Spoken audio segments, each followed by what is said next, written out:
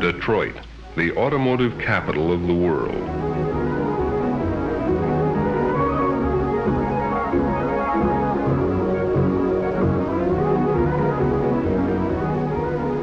Half a mile of asphalt, a quarter mile to race on and a quarter mile to slow down in.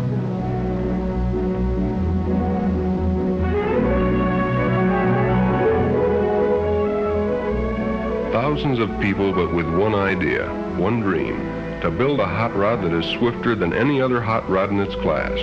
The test of one car against another to determine the lowest elapsed time. That's drag racing, and this is the king of all drag races, the Nationals. So, here we are, 500 horsepower ready to push me down that quarter of a mile in less than 10 seconds. You don't drive, you aim. You aim and try to keep it straight. It's like threading a needle at a quarter of a mile, but it's really living. So let's see how it all began.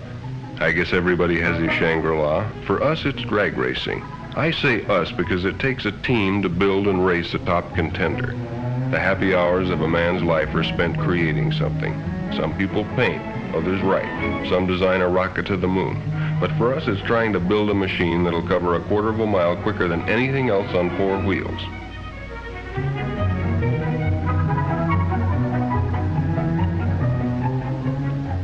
Lefty and Tom are high priests in our temple. Lefty works in electronics and Tom's a mechanic.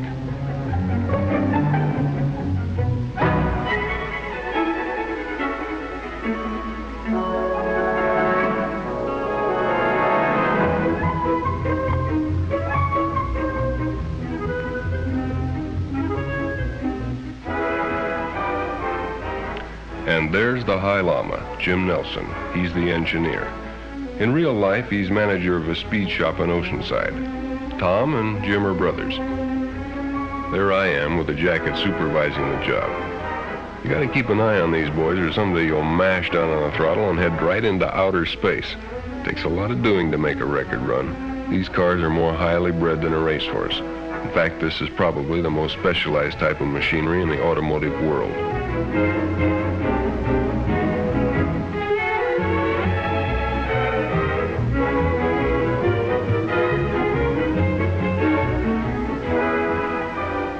When we head out for a big race like the Nationals, we take along enough spare parts to rebuild the engine as many times as we have to. Reliability is almost as important as speed. It takes a combination of both to win.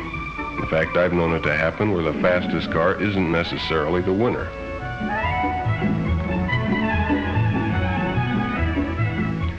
There's at least one chowhound in every group. Nick was ours.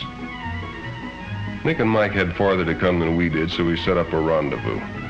Safer to travel by caravan, it's more fun too.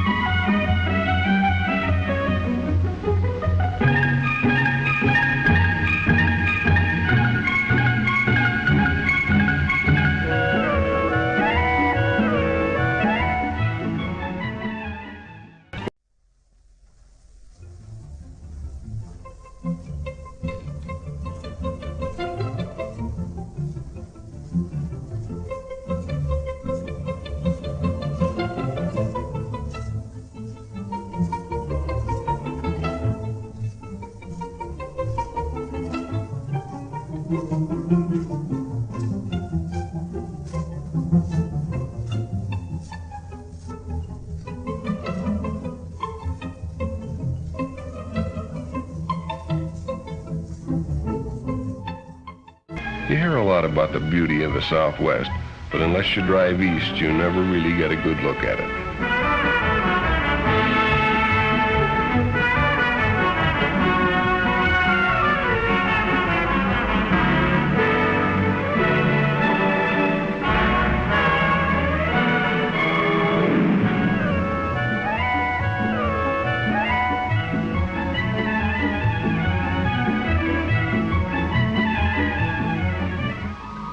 Found a great barbecue place in Amarillo, and of course Nick was the first one in and the last one out. You wondered where he put it all until you looked down and saw those size 14 shoes.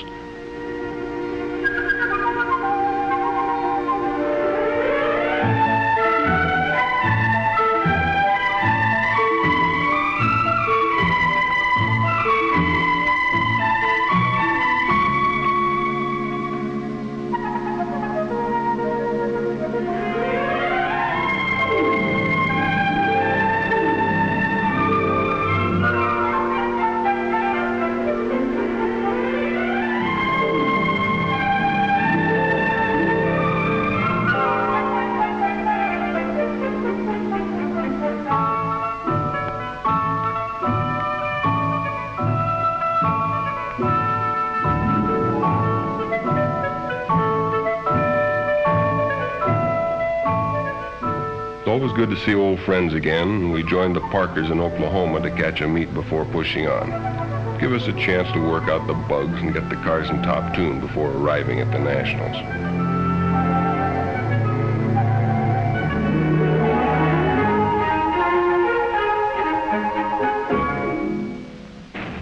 Oklahoma had a regional meet. That's a Texas job burning up the track. My competition got off to a squirrely start, which put me in the next round. There's Jamie Parker and his C Gasser. And there goes his brother Phil and his A Gasser, affectionately called Grandma. And here comes Nick in the dragliner, a little on the late side.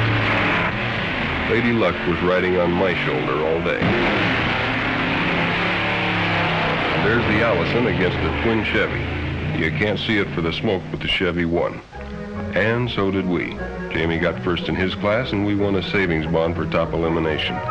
And could we use it?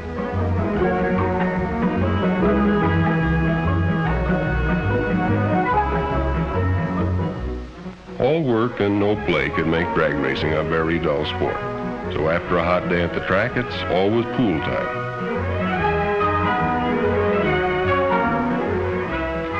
By the time we left Oklahoma, we had quite a caravan. 2 cars, a pickup, a rig, and 5 hot rods.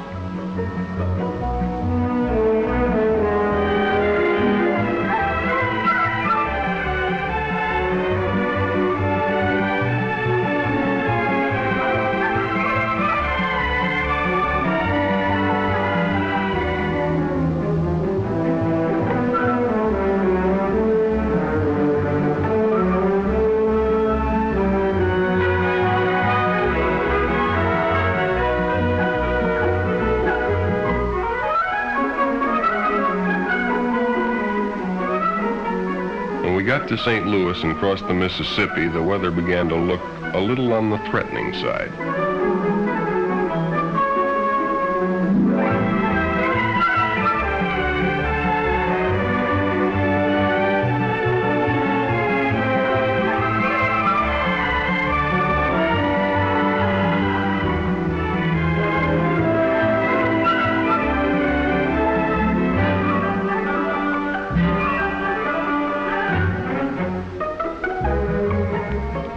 And in Illinois, the storm broke.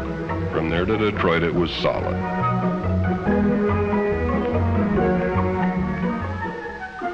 Following day, the sun came out and everybody took a deep breath.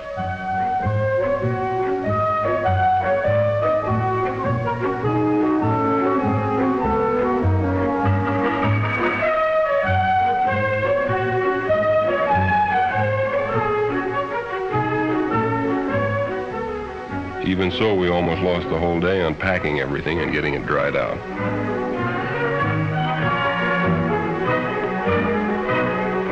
Then we had the car to clean up and get ready for technical inspection the next morning.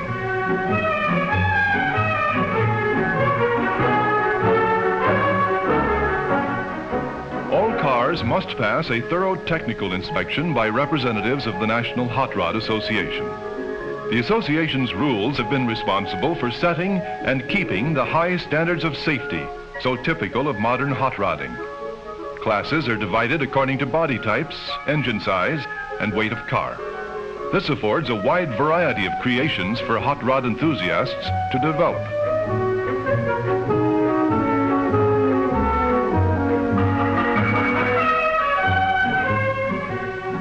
The check chart system is used, and each contestant's car must pass all requirements before he is allowed on the drag strip. This often creates some lively discussions.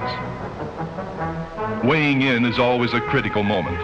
Rules call for a 30% front, 70% rear weight ratio. A few pounds light on the front end can disqualify a car, and a few pounds too few can throw it into a higher class.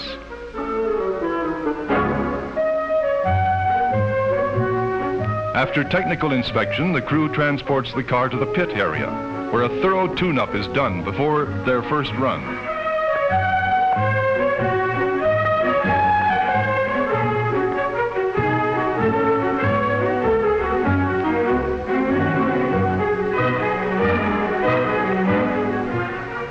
Barbara Livingston, a charming secretary of NHRA, is on hand to greet old friends and give newcomers a helping hand.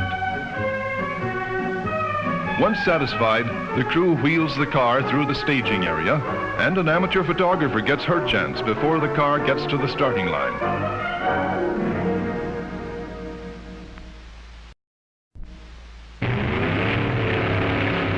Now it's time for the crew and the driver to test the car and the first days of the meet are strenuous and exhausting. The track is in continuous use by contestants, making test runs in time trials. All classes participate, and crews make run after run, trying to get their cars in perfect tune.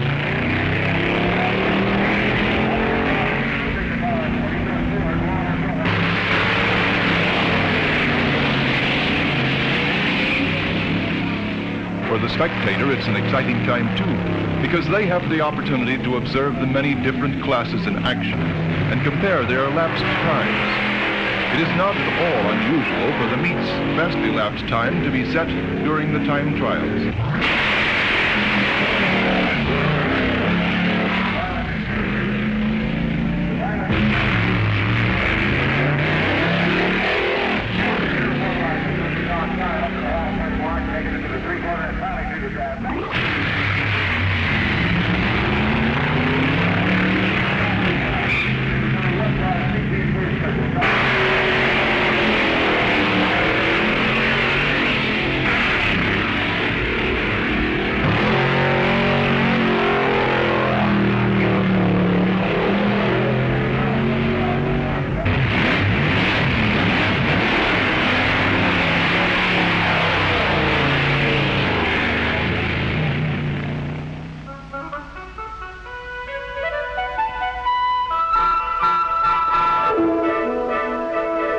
Parking lots and stands were filled to capacity as enthusiasts turned out in droves.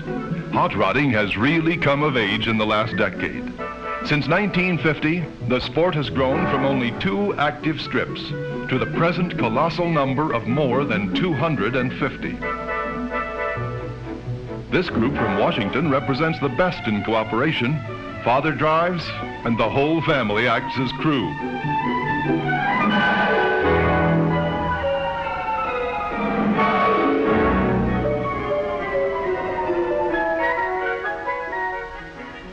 Whether it's an airplane engine or a V8, there's always work to be done. And a cool drink hits the spot on a hot day.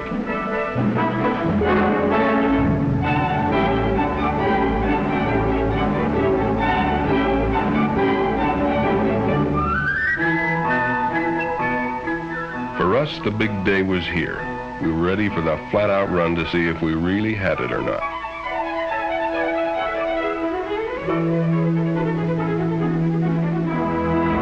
We checked with Champion to make sure we had the right heat range.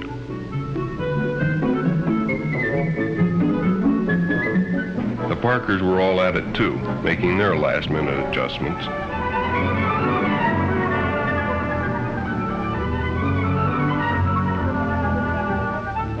A word with one of the toughest competitors, Chuck Jones, of the Sidewinder crew from Long Beach, California.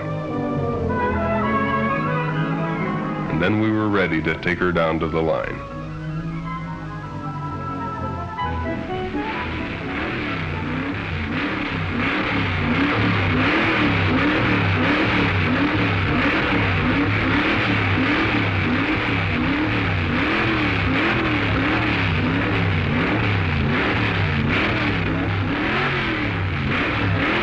Oceanside, California, it's the Martin Nelson machine, the Masters Dragmaster.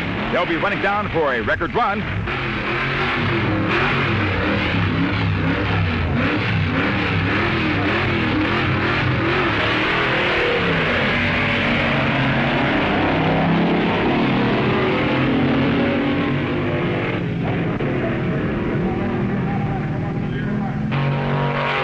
Down to the tap.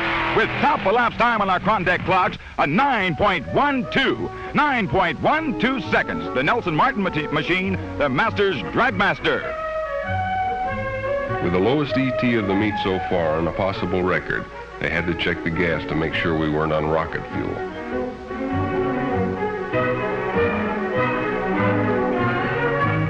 felt mighty good on the trip back to the pits.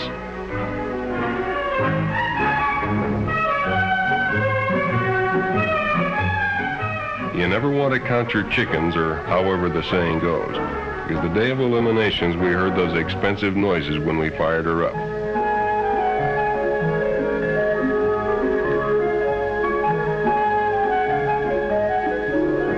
Nick was a big help. He ate as usual.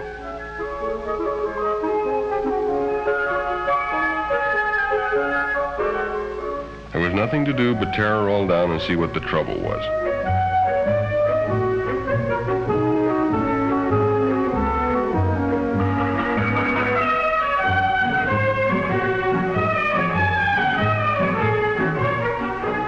It turned out to be a twisted cam lifter, so we dropped the pan, pulled out the cam, and got at it from the lower end.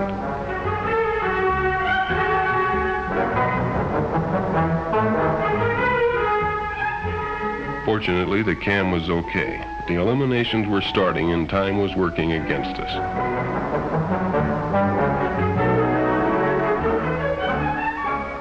The 1959 National Championship drag races has seen the Detroit Dragway, Detroit, Michigan. We have competition coming from as far south as the Panama Canal Zone and as far north as the Canadian area, from the East Coast to the West Coast. 2 cars in the C gas class. Jamie Parker on the tower side.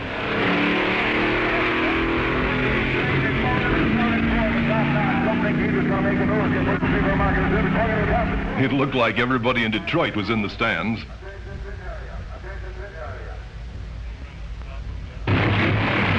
Bill Parker in his A-gas coupe against Bill Waddell.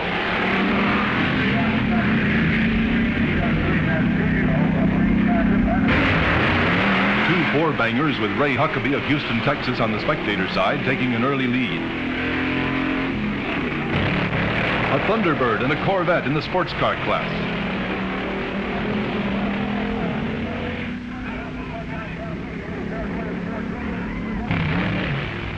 Two Chevy sedans vying for class honors.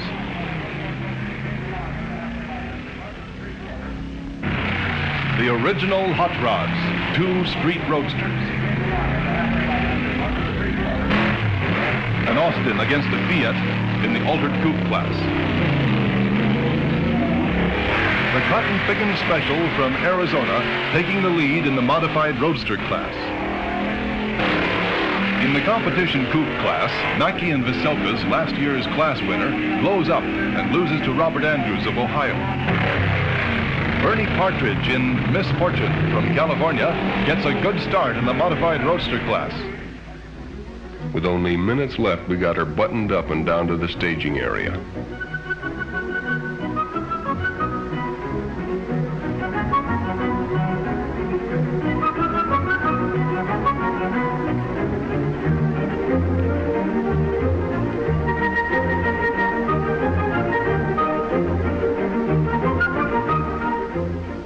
Jack Moss's twin Chevy taking a good lead over Arfon's Green Monster.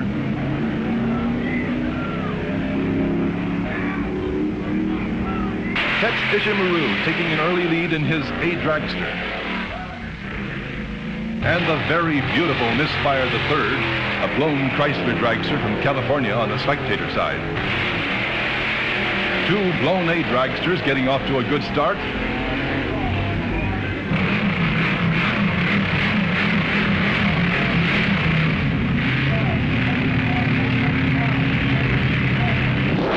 Two Texans, Jack Moss in his twin Chevy being taken by Rod Singer on the tower side.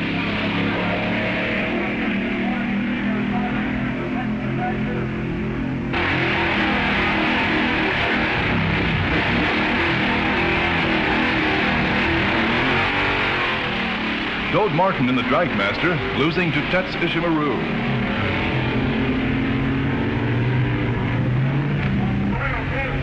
Dragmaster with a lower ET, but Tex getting off the line better.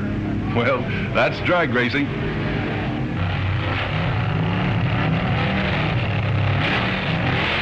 Herman Moser in his Ramrod getting off to a slow start. 2 beautiful Alters, the red coupe from Texas dusting off the bronze entry from Ohio. Charles Johnson from Michigan, trailing John Klein from Massachusetts in the modified roadster class. The very fast Hollish Brothers competition coupe, with Jiggs Shamblin from Ohio taking a terrific lead. Rod Singer from Texas eliminates Bill Tibbles of Ohio and takes another step up the ladder. The crowd waits anxiously for the runoff of the Little Eliminator to get underway. And there goes George Montgomery of Dayton, Ohio.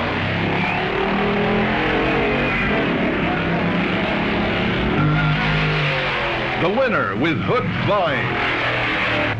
Otis Smith of Ohio, a roadster class winner, takes on Gabby Bleeker of Illinois, a altered winner, to win Middle Eliminator.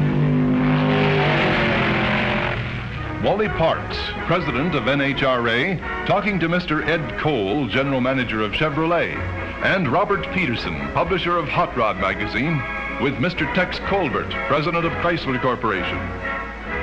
The grand prize, the DA Lubricants Chevrolet El Camino. Rod Singer on the way up to the line to run against Jiggs Shamblin for Mr. Top Eliminator. Rick gets a shot for Hot Rod as the crowd watches. And they're off. Up to the halfway mark, they're neck and neck.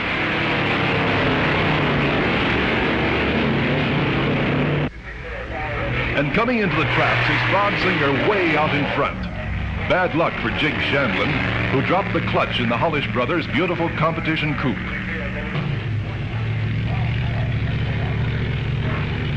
On the starting line, the Green Monster, 1945 Allison-powered dragster with much go.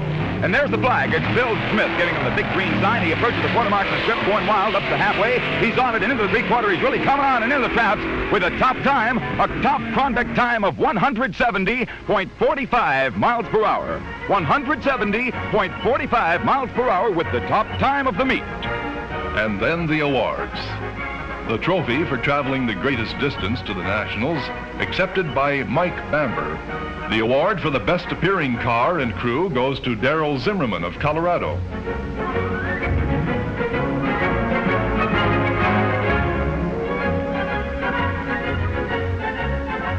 And the trophy for the best engineered car to Mr. and Mrs. Lindley's Misfire III from California.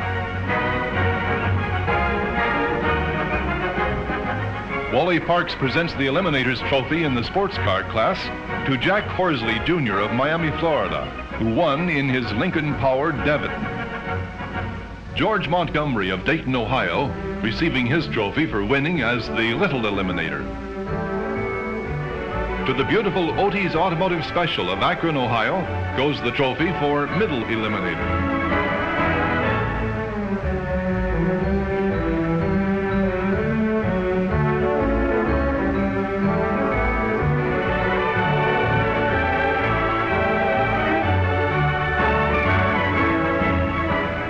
Martin Nelson Dragmaster was considered, in the judges' opinion, the safest constructed car of the meet.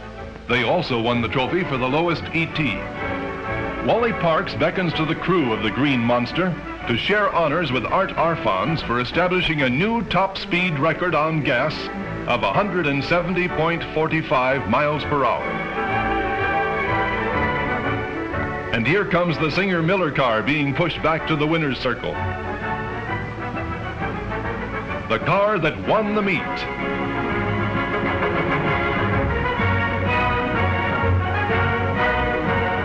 And Mr. Top Eliminator himself, Rod Singer of Houston, Texas.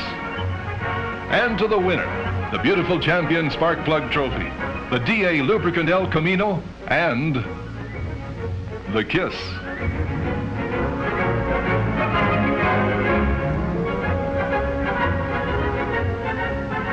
And so another Nationals draws to a close. Records have been set and broken. Ideas have been exchanged. Enthusiasts will return to garages and workshops to create new machines that will go a little faster and get from here to there in a little less time. For this is the story of ingenuity in action.